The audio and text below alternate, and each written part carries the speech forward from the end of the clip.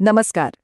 किसी भी कंपनी में इन्वेस्ट करने से पहले ना हम अक्सर फैंसी चार्ट्स और बड़ी-बड़ी फाइनेंशियल रिपोर्ट्स में उलझ जाते हैं, है ना?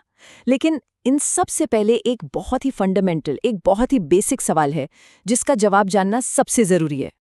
और वो सवाल है कि कोई भी बिजनेस असल में पैसा कमाता कैसे है। तो आज हम ठीक इसी चीज को समझने वाले हैं। वो कोर स्ट्रैटेजीज जिन्हें हम कहते हैं बिजनेस मॉडल्स और जिन्हें समझना हर इन्वेस्टर के लिए एब्सोल्युटली जरूरी है। अच्छा, तो इसको ना बिल्कुल सिंपल रखते हैं। एक ऐसी चीज़ का एग्जाम्पल लेते हैं जिसे हम सब जानते हैं। मान लीजिए एक समोसे की दुकान। हाँ, ये छोटा सा एग्जाम्पल हमें किसी भी बिजनेस का जो कोर साइकिल होता है ना, उसे समझने में बहुत मदद करेगा। देखिए, प्रोसेस बहुत सीधा सा है। आपने कच्चा माल लिया, आलू, मैदा, तेल, ठीक है? फिर उसे बनाने में जो मेहनत लगी, गैस, बिजली का खर्चा आया, वो जोड़ा और फिर तैयार समोसे बेच दिए। बस, आखिर में जो बचा वो है आपका मुनाफा। और पता है, हर बिजनेस, चाहे वो गली का एक छोटा सा ठेला हो या कोई बहुत बड़ी कॉरपोरेशन, फंडामेंटली इसी प्रोसेस पर काम करता है। इनपुट को आउटपुट में बदलकर प्रॉफिट कमाना। तो हमारे एग्जाम्पल में ये प्रॉफिट हुआ 900 रुपए का। सिंपल।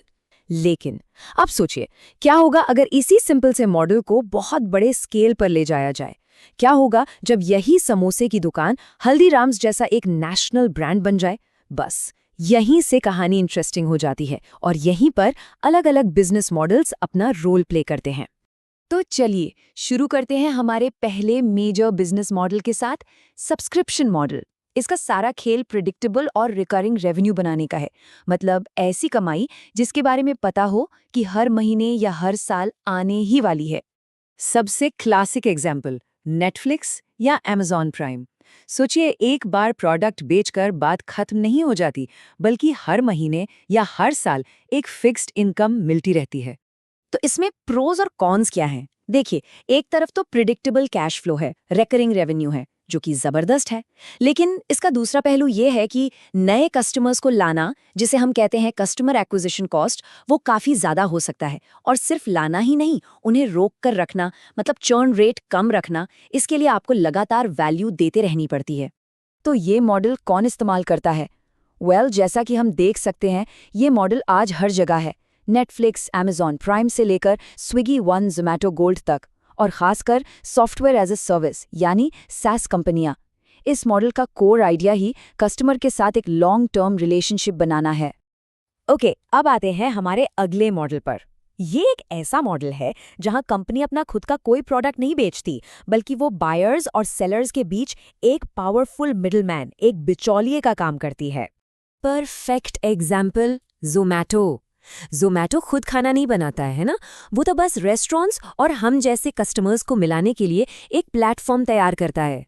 इस मॉडल की सबसे बड़ी खूबी है कि ये एसेट लाइट होता है। मतलब ज़ोमैटो को एक भी रेस्टोरेंट ओन करने की ज़रूरत नहीं है, कोई इन्वेंट्री नहीं। लेकिन इसकी सबसे बड़ी चैलेंज है चिकन एंड एग प्रॉब्लम। मतलब रेस्टोरेंट्स को लाने के लिए आपको प्लेटफॉर्म पर कस्टमर्स चाहिए और कस्टमर्स को लाने के लिए रेस्टोरेंट्स चाहिए। इन दोनों को एक साथ प्लेटफॉर्म पर लाना ही असली खेल है। ये मॉडल कौन इस्तेमाल करता है? ज़ोमैटो, स्विगी, अमेज़न, फ्लिपकार्ट, उबर, यहाँ तक कि ज़ीरोधा भी एक तरह का मार्केट प्लेस ही है, जो ट्रेडर्स को मार्केट से जोड़ता है। बेसिकली आज की पूरी ई-कॉमर्स और गिग इकोनॉमी की ये रीढ़ की हड्डी है।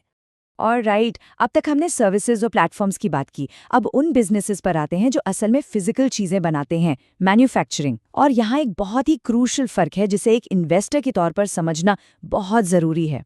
यहाँ दो तरह की मैन्युफैक्चरिंग है, ब्रांडेड और कमोडिटी। देखिए, एशियन पेंट्स अपने ब्रांड की वजह से प्रीमियम चार्ज कर सकता है।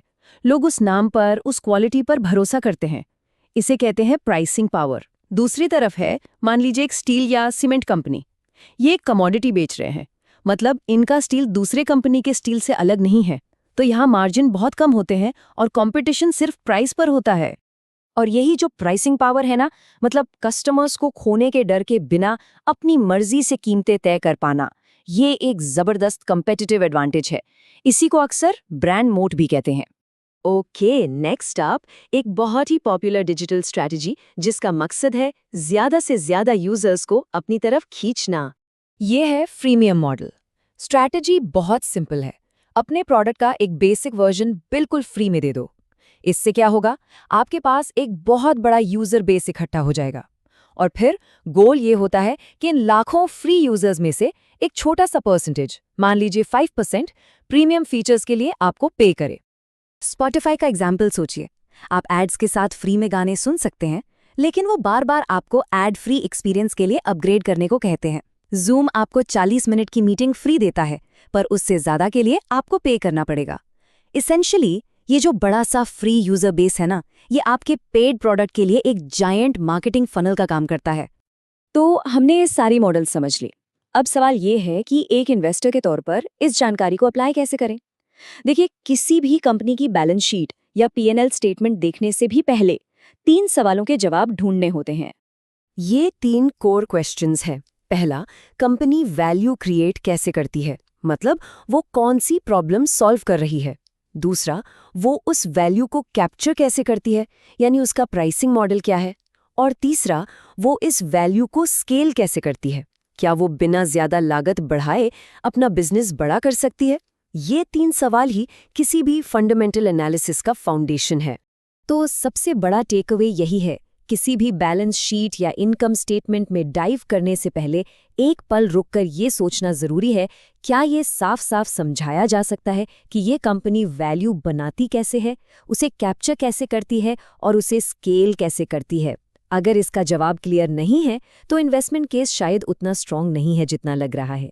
क्योंकि याद रखिए, दिन के आखिर में नंबर्स को समझने से पहले बिजनेस को समझना आता है, और बिजनेस को समझने का मतलब है उसके बिजनेस मॉडल को समझना। यही इन्वेस्टिंग की असली बुनियाद है।